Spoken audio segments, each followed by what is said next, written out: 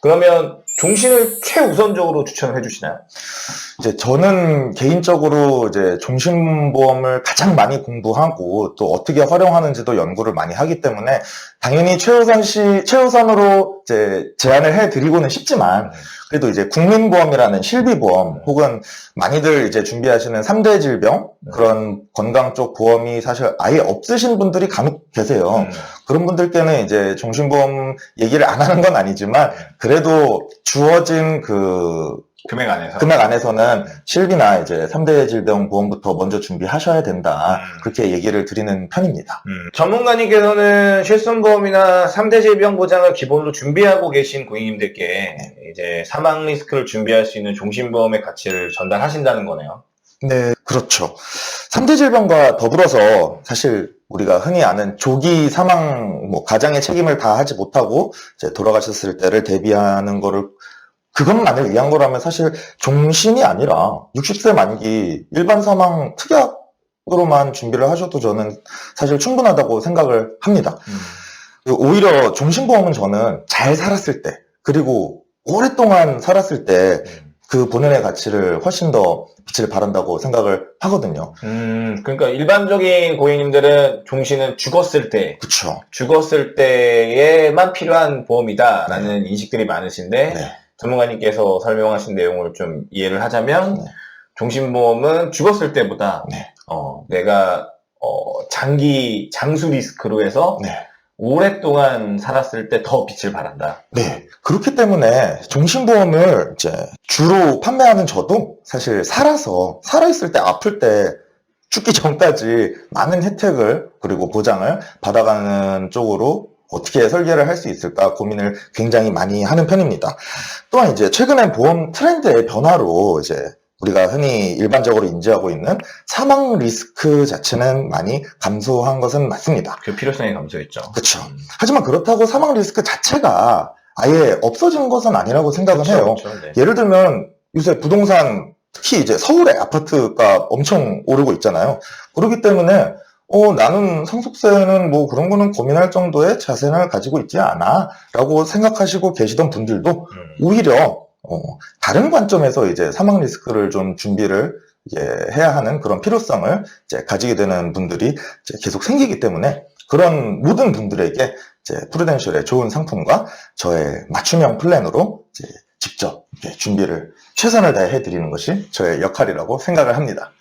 그럼 보통 이제 가게 주체거나 경제 주체이신 40대나 50대에 계신 남성분들이 많으시겠네요. 확실히 그 40대 분들이 가장 많고요. 50대는 생각보다 제가 만나보지를 못했어요. 오히려 이제 60대의 분들이 이제 가족 단위 플랜을 좀 한번 받아보고 싶다 하는 분들한테 이제 제가 열심히 준비를 해드리는 편입니다. 그럼 40대 남성분들 기준으로 뭐 추천해 주실 수 있는 상품을 좀 더 구체적으로 말씀을 해주신다면 이제 아까 말씀드렸다시피 달러든 약속이든 어떤 걸로 준비를 하셔도 사실 좋기는 하거든요. 어차피 아까 말씀드렸다시피 두 상품의 구조는 비슷해요. 이제 달러 같은 경우는 유니버셜 특약 때문에 되게 활동적이고 적극적이고 거기에 곁들여서 좀 소소한 재미는 볼 수 있다 라면서 달러 종신을 추천을 드리고요. 반대로 이제 변액종신 약속 같은 경우는 유니버셜 특약이 없어요. 그리고 두 상품의 가장 큰 차이라고 해야 되나?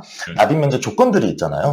근데 이제 달러 종신의 같은 경우는 50% 장애 판정을 받아야지만 사실 이제 주계약에 대한 납입 면제를 받으실 수가 있어요. 변액종신 약속 같은 경우는 50% 장애 판정에 더불어서 이제 3대 질병, 흔히 말하는 뭐 암, 뇌출혈, 심근경색 진단만 받으셔도 납입 면제는 해드리는 특약이 자동으로 부과가 되기 때문에 또 사실 이제 약속을 좀 권하는 편이기도 합니다. 그러면 일반적으로 40세의 남성 기준으로는 월납보험료를 보통 얼마 정도 추천을 해주세요? 40세 분 같은 경우는 이제 아까 말씀드렸다시피 15년 납으로 끊으면은 이제 한 28만 원 정도 나오는데 이제 그 범위 안에서 이게 부담스럽다 하면은 아예 조금 더 납입 기간을 길게 뭐 그래봤자 한 5년 더 길어지면 60세 납으로 이제 하면은 이제 3대 질병 납입 면제 그 특약까지 챙겨가실 수 있어서 웬만하면 저는 60세 이전에는 그냥 다 내시라고 하는 편입니다. 그러면 뭐 이거를 두 가지 상품을 섞어서도 뭐 하시는 분들도 계시겠네요. 네, 맞습니다. 그 정해진 재원 안에서 그 실버 널싱 케어 때문에 달러 2만 달러, 약속 3천만 원 이런 식으로 이제 준비를 해 가시는 것도 추천을 드리는 추가적인 바입니다. 방법 중에 네, 납입 여력이 충분하시다면 그렇죠. 네네.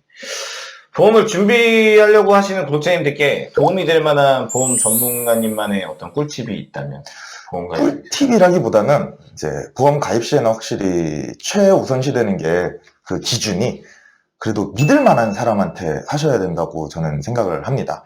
또 한 번 시작을 했으면은 어쨌든 종신토로 살아서 돌아가시기 전에 모든 혜택을 받으시려면은 보험료를 끝까지 낼 수 있어야 합니다. 너무 비싼 걸로 하다가 해약하시면 완전히 손해 보시잖아요. 보험연구소 인터뷰 공식 질문입니다. 네. 서 회사님께 보험이란? 보험을 한마디로 표현을 해야 하나요?